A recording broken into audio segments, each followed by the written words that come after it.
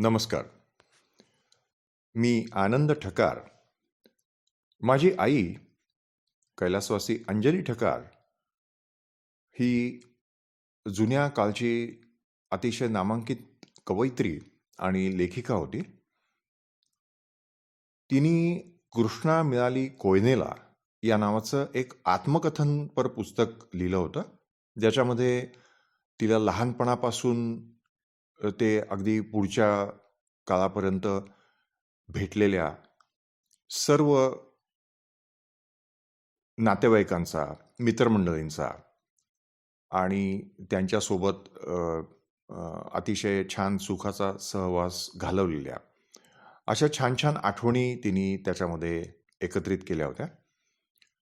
म्हणजे आत्मकथनपर पुस्तक, परंतु अगदी ट्रॅडिशनली ज्याला आत्मचरित्र म्हणतात तसं काही तिला लिहिण्याची इच्छा नव्हती. तर हे पुस्तक आपण आता ऐकणार आहोत.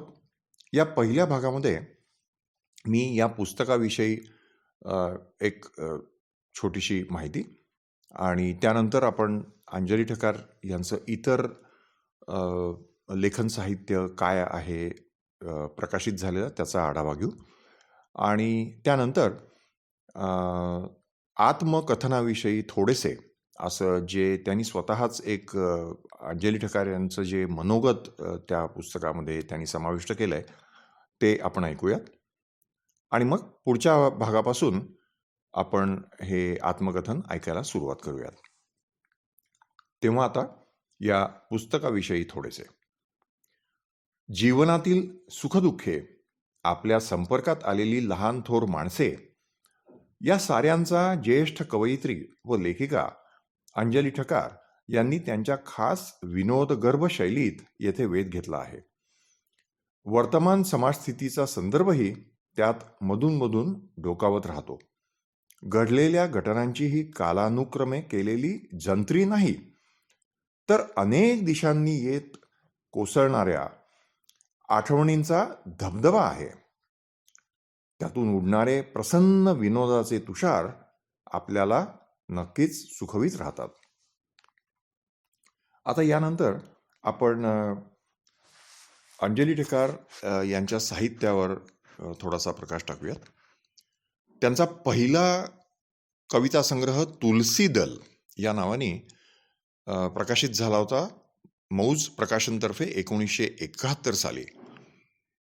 त्यापूर्वीही म्हणजे सुमारे 1952-54 सालापासूनच त्यांच्या कविता मौज प्रकाशनचं जे सत्यकथा या नावाचं मासिक होतं की ज्यामध्ये कविता, लेख किंवा कथा जर त्याच्यामध्ये त्या मासिकामध्ये जर छापण्यासाठी मौज प्रकाशननी त्या स्वीकृत केल्या तर ती एक लेखकांसाठी फार मोठी एक प्रकारची त्यांच्या दर्जेदार साहित्यकृतीला मिळालेली पावतीच असायची आणि ती सर्वच नवोदित आणि त्या कालच्या लेखकांना एक प्रकारची पर्वणी असायची.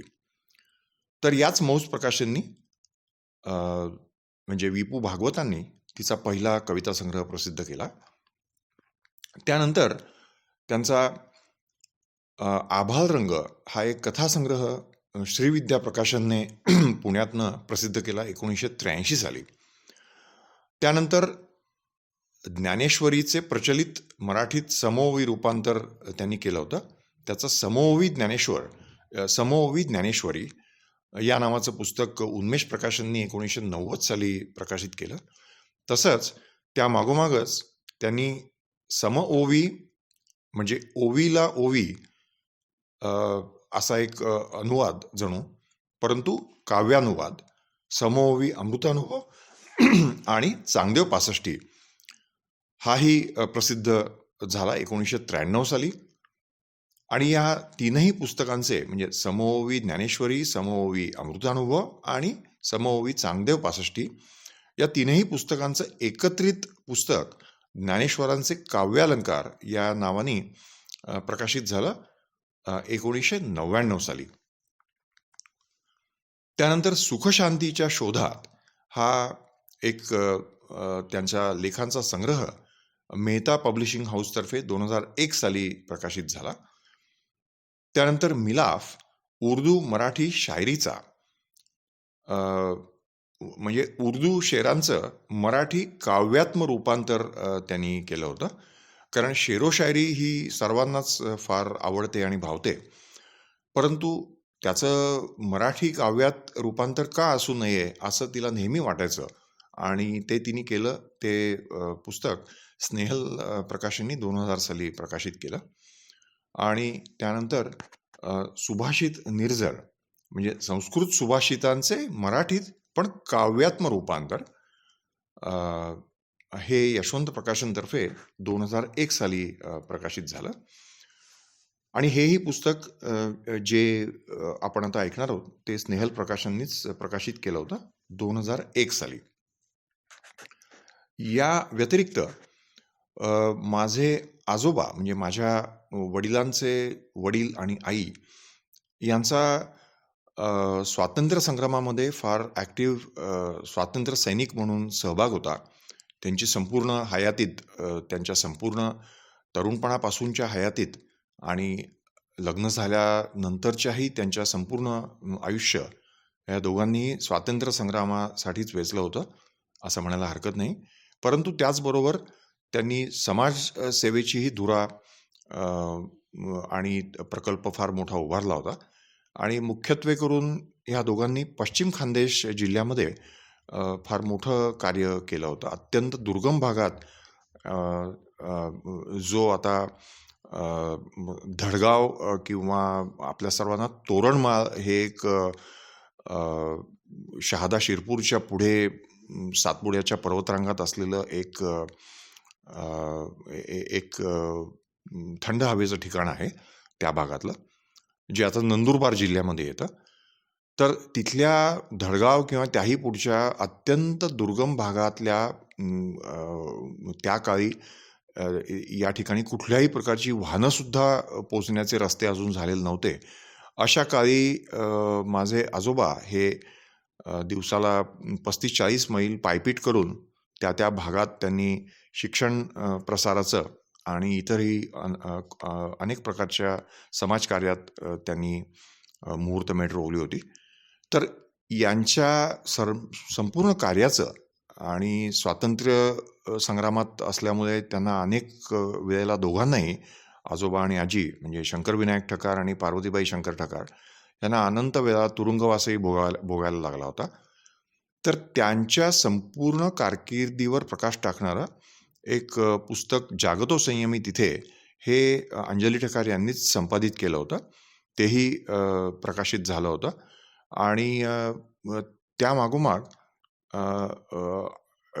माझ्या आजोबा आणि आजींना त्यांच्या संपूर्ण कारकिर्दीत स्वातंत्र्य संग्रामात भेटलेले जे अनंत त्या काळची समकालीन स्वातंत्र्य सेनानी मंडळी होती, त्यांच्या काही आठवणींचं एक पुस्तक हेही तिने संपादित केलं होतं, देशाचा संसार या नावाने, आणि तेही साधना प्रकाशननी पुण्यातून प्रकाशित केलं होतं. तर ही दोन्ही पुस्तकं संपादित आणि संकलित अनेक संदर्भ संकलित करून ती संपादित करणे एक फार मोठं कार्य अंजली ठकार यांनी केलं. आणि माझ्या आजीकडून किंवा अंजली ठकार यांच्या सासूबाईंकडून त्यांच्या उतरत्या वयात त्यांनी खूप प्रयत्नांनी आठवणी सगळ्या त्यांना आजीला लिहायला प्रवृत्त केलं होतं आणि तशा आजीने लिहूनही काढल्या होत्या आणि त्याही या पुस्तकात समाविष्ट करण्यात आल्या होत्या. तर हेही फार महत्त्वाचं काम त्यांनी केलं होतं. आणि या 2 पुस्तकांचीही ऑडिओ पुस्तकं मी लवकरच आता करणार आहे. तर हे होतं अंजली ठकार यांचं एकंदरीत साहित्य विश्वामध्ये त्यांचं केलेलं कार्य. आता आपण त्यांच्या आत्मकथनाविषयी अल्पसे असा जो एक भाग त्यांनी त्यांचं मनोगत व्यक्त केलं आहे ते आपण आता ऐकूयात. हे आत्मकथन खळबळजनक नाही. उखाळ्या पाखाळ्यास येथे मुळीही वाव नाही. ही तर एक साधीसुधी जीवनगाथा आहे. दुःखाचे घाव सोसूनही खळाळती विनोद सरिता. बरेच काळ मनात होते, पण लिहवत नव्हते. मायबापांचे, बंधू भगिनींचे कधी न फिटणारे मायाऋण सानपणे अल्पसे तरी फेडण्यासाठी ही बाराखडी पुन्हा गिरवीत आहे. जगताना अनेकास अनेक अनुभव येत असतात. ते अवश्य लिहिले जावेत. सुख व दुःख कोणी कोणी कसे कसे पेलले, झेलले हे कळले तर स्वभावातील एककल्लीपणा जाण्यासही निश्चितच काही मदत होत असावी. आठवणीने हे लिहित गेले असले तरी शल्यक्रिया झालेल्या मेंदूनेही मला अपरंपार सहाय्य केले. त्यासाठी त्यास एकट्यासच धन्यवाद देणे अनुचित ठरेल. ज्यांनी दोन्ही मेंदू ट्यूमरनंतर साफसूफ करून ठाकठीक जागच्या जागी ठेवले ते देवदूता ऐसेच थोर न्यूरोसर्जन डॉक्टर चारुदत्त आपटे यांचीही मी मनपूर्वक ऋणी आहे. मेरे छोटे से मन में छोटी सी दुनिया है, तसेच हे माझे छोटेसे पुस्तक व छोटेसे मनोगत. आठवणींमागुनी आठवणी सरकल्या उमलोनी फुलोनी, त्या रंगित संगीत रसुनी गुंफिला गुच्छ स्वयेची पतिराजांनी. एरवी हे चरित्र होते इतस्ततः विखुरल्या पसाऱ्या ऐसे, घरच्याच घरधन्यांचे आता मानावे तरी आभार हो कैसे. मुखपृष्ठावर दिसते ते माझ्या माहेरचे अंमळनेरचे घर. त्यासाठी चित्रकार श्रीयुत सागर नेने यांचे मनपूर्वक अभिनंदन. माझ्या मायपित्यांचा फोटोही त्यांनी त्यावर चपखल बसविला आहे. तसेच प्रकाशिका सौ अंजली घाटपांडे यांनीही पुस्तकाचे काम मनापासून केले. त्यांचेही खूप खूप आभार. तर असं हे अंजली ठेकार यांनी स्वतःच या पुस्तकाच्या सुरुवातीला जे मनोगत लिहिलं आहे ते आपण आता ऐकलं. हा भाग पूर्ण करण्यापूर्वी मी एक छोटंसंच माझं याविषयीचं मनोगत 1-2 मिनिटात आपल्याला ऐकवतो. मी जरी अंजली ठेकार यांचा मुलगा असलो तरीसुद्धा हे पुस्तक वाचल्यानंतर म्हणजे पुस्तक प्रकाशित होऊन त्याला आता सुमारे 20-21 वर्षाचा काळ उलटून गेलेला आहे. परंतु तेव्हा सुद्धा ही जाणीव वाचल्यानंतर मला झाली होती की खरोखरीच आपले आईवडील आपल्यापेक्षा खूप वेगळ्या आणि अतिशय खडतर परिस्थितीमधून ते इथपर्यंत आले आणि आपल्या सर्व मुलांना त्यांनी वाढवलं.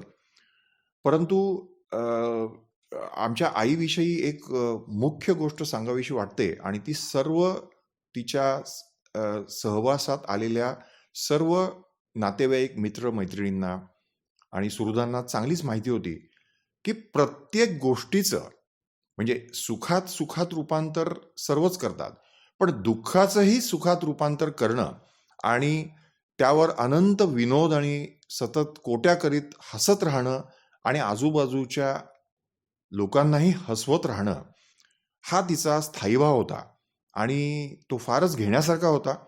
आणि त्यामुळे आमच्या घरात सतत अत्यंत हसरं, आनंदित आणि विनोदी वातावरण सततच राहिलं. याला संपूर्णपणे आमची आई अंजली ठेकार हीच जबाबदार होती. आणि अर्थातच तोच वसा नक्कीच ते सगळं बाळकडू आम्हा तिन्ही मुलांना मिळालं.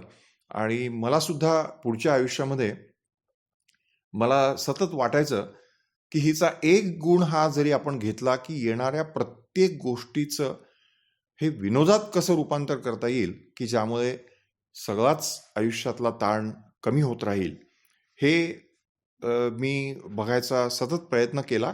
त्याच्यात बऱ्याचशा वेळेला अपयशीच ठरलो असेन, कारण व्यवहारामध्ये सगळ्या खाचखळग्यातनं जात असताना प्रत्येकच वेळेला या गोष्टी जमतातच असं नाही, परंतु ह्याचा प्रयत्न आम्ही सर्वांनी, घरच्या सर्वांनी नक्कीच केला. आणि कुठल्याही व्यवहारी जोखड हे तिने कधीच ठेवलं नाही. संसार जगताना जे काही व्यवहारी जोखड हे सर्वच आईबापांवर, एक घर चालवताना घर चालवणाऱ्या कर्त्यांपुढे सतत येत असतं. अनेक आर्थिक अरिष्ट, अनेक व्यावहारिक अरिष्ट येत असतात, पण त्याचा तिने बाऊही कधी केला नाही आणि त्याविषयी कधी चिंताही केली नाही. कधीही या दोघांनीही, आमच्या आईवडिलांनी, खूप पैसे मिळवणं आणि त्यामागे धावणं ह्याकडे कधीच आपलं लक्ष केंद्रितच केलं नाही. छोट्या छोट्या आपल्या आयुष्यामध्ये अगदी जेमतेम पैसे मिळवून पण आपल्या मुलाबाळांचं, आपल्या सकट असलेलं घर सतत आनंदी ठेवणं आणि आपल्या मुलाबाळांना ह्या सतत बदलणाऱ्या जीवनविषयक गोष्टींचा त्यांना एक प्रकारचा त्यांना त्याच्याबद्दल चांगली पण अतिशय पॉझिटिव्ह त्यांना माहिती देत राहणं, धीर देत राहणं, उत्तेजना देत राहणं आणि शिक्षण प्रवण, अधिकाधिक उच्च शिक्षण प्रवण असं सगळं तिचं सर्व आयुष्य होतं. स्वतः फार तर 10वी किंवा 12वी इतपतच तिचं शिक्षण झालं होतं आणि पुढच्या काळामध्ये तिने जे स्वतःच्या मनोगतात लिहिलं आहे की ब्रेन ट्यूमर सारखा एक अत्यंत अवघड असं म्हणजे आता हल्ली ब्रेन ट्यूमर हा त्याच्यावर अनंत रिसर्च झाल्यानंतर भारतातही ह्या सर्जरीज, ही ऑपरेशन्स थोडीशी सुकर झालेली असतील, पण अजूनही ती तितकीच अवघड सर्जरी समजतात. तेव्हा एक अत्यंत मोठा अशा प्रकारचा ट्यूमर हा आईला झालेला डिटेक्ट झाला होता 1988 साली आणि त्याचं फार मोठं ऑपरेशन त्या काळी डॉक्टर चारुदत्त आपटे या पुण्यातल्या आणि भारतातल्या अतिशय नावाजलेल्या न्यूरोसर्जननी केलेलं होतं आणि त्यानंतर जणू आईला पुनर्जन्मच आईचा झाला होता. त्यातून सर्वात न जाताना आम्ही सगळे खूप काही शिकलो आणि त्यातनं बाहेर आल्यानंतर तिला तिचेही प्रॉब्लेम्स खूप होते. तिची दृष्टी थोडीशी आधीच अधू होती, ती आणखीन अधू झालेली होती. पण या सगळ्याकडे पॉझिटिव्हली बघत तिने त्याच्याही पुढचं काम, जे काही साहित्यकृती, काव्यकृती निर्माण करण्याचं काम होतं ते तिने अधिक जोमाने केलं आणि हे सगळं करत असताना विशेषतः समओवी ज्ञानेश्वरीचं अर्ध प्रोजेक्ट झालेलं असताना ब्रेन ट्यूमर ची सर्जरी आणि हे सगळं मध्ये आलेलं होतं. पण त्या सगळ्यातनं बाहेर पडून मध्ये 2 वर्षाचा पिरियड गेल्यानंतर त्याच्या पुढच्या 3-4 वर्षामध्ये तिने उर्वरित म्हणजे पूर्ण त्या 9,500-10,000 हजार ओव्यांपैकी उरलेल्या 4,500-5,000 ओव्यांचं समओवी रूपांतरणाचं काम तिने या तिच्या ब्रेन ट्यूमरच्या सर्जरी नंतर तिचं पूर्ण पूर्ववत ती नव्हतीच झालेली, परंतु आपण असं म्हणूयात की जितकं काही पूर्ववत होता येईल तितका प्रयत्नपूर्वक जी काही परिस्थिती ती होती, ज्याच्यामध्ये ती काव्य तिला स्फुरायचं, मग तिने सांगायचं आणि माझ्या वडिलांनी म्हणजे कैलासवासी विषम ठकार यांनी लिहून काढायचं आणि ते संपादित करायचं. अशा प्रकारे त्यांनी पुढचं संपूर्ण ह्या समओवी ज्ञानेश्वरी आणि ज्ञानेश्वरांचे काव्यालंकार म्हणजे समओवी अमृतानुभव आणि चांगदेव पासष्टी यांचं काम केलं. त्यानंतर हळूहळू तिची थोडीशी दृष्टी तिला परत मिळाली होती आणि नीट दिसायचं नाही, परंतु तिने एक सवय व्हावी म्हणून लिहायला सुरुवात केली आणि मग तरीसुद्धा ते लिहिणं हे तिला अवघड होतं आणि तिला एका सलग ओळीत असं तिला लिहिणं जमायचं नाही, परंतु तरीही तिने प्रयत्नपूर्वक ते जसं लिहिता येईल तसं लिहून मग पुढे तिने थोडंसं सांगून आणि आमच्या वडिलांनी पुन्हा लिहून काढून अशा पुढच्या काही साहित्यकृती तिने तयार केल्या. तेव्हा हे सगळं मी एक माझा एक ह्यांचा मुलगा म्हणून असलेला स्वानुभव आणि अशा प्रकारचे पालक आम्हाला लाभले. अशा प्रकारचे सुहृद आमच्या सर्व नातेवाईकांना लाभले. ह्याविषयी हे सगळेच नातेवाईक मित्रमंडळी नेहमीच फार कृतज्ञता व्यक्त करीत असतात. परंतु आम्ही मुलं फारच घरातली असल्यामुळे फारच याबाबतीत कृतज्ञ आहोत आणि ही व्यक्त करण्याची मला ही एकच संधी आज होती, म्हणून मी हे माझं मनोगत व्यक्त केलं. धन्यवाद. आपण पुढच्या भागापासून हे कृष्णा मिळाली कोयनेला हे आत्मकथनपर पुस्तक अंजली ठकार यांचं आपण ऐकायला लागूयात. धन्यवाद.